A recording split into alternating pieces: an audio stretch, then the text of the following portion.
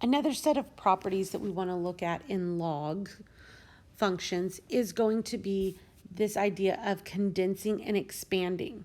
There's three different properties. There's a power property, a product property, and a quotient property. All right. Now, in general, we can go back and forth between something that's in a condensed form and something that's in an expanded form. The easiest way to kind of think about this is that the condensed form is the name of the property. It's that operation. So what I mean by that is if I look at this first one, it's called the power property. And in the condensed form, I see a power, right? An exponent. In the product property, I see two things being multiplied. M is being multiplied by N.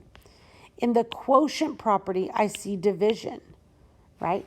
Something has the quotient, it's being divided. So in a condensed form, I will see the name of the property. I'll see that operation being done. In an expanded form, one thing that I should notice is that I should have multiple logs being written. All right? And it's going to be in a more simple type of operation. For example, we learned how to multiply a number by itself before we learned what an exponent was, right? You know, in third grade, you probably did 3 times 3. And then you probably waited until 6th or 7th grade to say, oh, well, that's 3 squared. Even though we've been doing this expanded form for a long time. So the easiest way to think about this, let me erase that for a second. The easiest way to think about this is to first determine what are the operations that I have, and then determine what is its corresponding operation in either the condensed or the expanded form. So when I look at this, what I need to remember is what operations go together. So in a power property, in the expanded form, I should see exponents. And in the condensed form, I should see exponents. And in the expanded form, I should see a number multiplied in front. Right? You can call that a scalar if you would like. All right? In the product property, what I should see, in the condensed form, I should see multiplication. Right? Different than a number multiplied in front. Those are two different things. See, my multiplication here is inside of the log. I should see multiplication in the condensed form. In the expanded form, I should see that turn into addition. Okay. In my quotient property, I should see this division, where in the expanded form, that division will turn into subtraction. So I just really need to know which ones go together. Division and subtraction go together. Multiplication, addition go together. Exponents and numbers in front go together. All right, so we're going to look at each of these properties separately, and then we're going to put in a problem where I could simplify with multiple properties going on. So let's look at our first example here. Let's say we had log, here we go, number 1. Let's say we have log base 4 of 7x. Right? So when I look at this, what I should notice is that this is being multiplied. 7 is being multiplied by x, which means that I am in a condensed form. So what I need to do is I need to expand this. I'm going to expand this multiplication by adding. So it would look like log base 4 of 7 plus log base 4 of x. All right, let's look at another one. Let's say we had log 3 of x minus log 3 of y. Right? So what I notice here is that I've got multiple logs, right? and I have subtraction, which means that I am in an expanded form. So what I will need to do is condense. So I want to condense down subtraction. Well, we know that condensing subtraction means that I'm going to introduce division because subtraction goes with division. So therefore, I'm going to write the log base 3 one time, and now I'm going to divide my x and my y. All right, so hopefully we can kind of see these things happening here. Let's try another one. So let's say that we have log base 2 of y cubed. All right, so looking at this one, I notice that I've got an exponent here. I've got a power, which means I'm in a condensed form.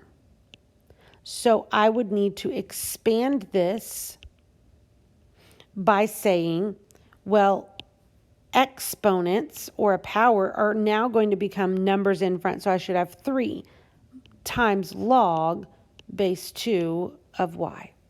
All right, so I can use just one property, or I can do a mixture of properties. So let's look at a couple of these problems where we're doing maybe multiple properties in one. So let's say that we want to expand the log. All right, so let's say that we have log base 5 of x cubed y divided by w. All right, so I want to expand this log. So that means I need to get every property rewritten in an expanded form. I need to figure out how many different logs I will need. Well, I notice I've got an x that will require 1 log, a y that will require another log, and a w that will require a 3rd log, which means I need a log base 5 3 times. One's going to be for the x, one's going to be for the y, and one's going to be for my w. All right, so let's look at the x here. It's x cubed. That means I've got a power property. So let's think about the power property. Power property means that this exponent is going to now go in front of my log. All right, let's look at our y. Our y does not have a power, but it is being multiplied by that x. So multiplication is going to turn into addition between those two. Then I look at the w. Again, there's no exponent, but what I do have is division. So I would need to subtract that w. Okay, so I can see all of those properties are actually in this one problem. Okay, let's look at one more, expanding, and then we'll look at a condensing, or some condensing. Okay, so let's say we have log of 5xy divided by w squared. All right, so same thing. It's okay that this one doesn't have a base because we know a log without a base is just a 10. So I want to look at how many things I have. I have a 5, I have an x, I have a y, I have a w. So I have 4 logs that I need. That log base 5 is getting multiplied by the x. So that multiplication is going to turn into addition of the x. And that x is getting multiplied by y, so that's going to turn into addition of the y. Well, that y is getting divided by w, which is going to turn into subtraction. But it's not just a w, it's a w squared. So that 2 is going to go out in front, so it would become 2 log w. All right? So again, I can have a multiple different properties inside of one simplified or one simplifying log property, right? So I could have In the first one, we had a power property, a product, and a quotient. In this next one, we had two product properties, a quotient property, and a power property, right? So I could have multiple ones. All right, let's look at now condensing. So now we want to go backwards and we're going to condense the log. All right, so let's say that we had log base 4 3 plus log base 4x minus 5 log base 4y. All right, so we want to now condense. What that means is I'm only going to write 1 log base 4 down total. That's all I get. Now I'm going to turn this addition of 3 and x into multiplication, 3 times x. I'm going to turn this subtraction into division of x and y to the 5th power. All right, because remember, numbers in front, that power property says that a number multiplied in front is going to become the exponent. All right, let's look at one more just to make sure here. So let's say, and remember, these don't have to be regular logs. They could be natural logs. So let's say we have the natural log of 7 plus 4 natural log x plus 3 natural log w. All right, so same thing. I'm going to condense this down to 1 natural log.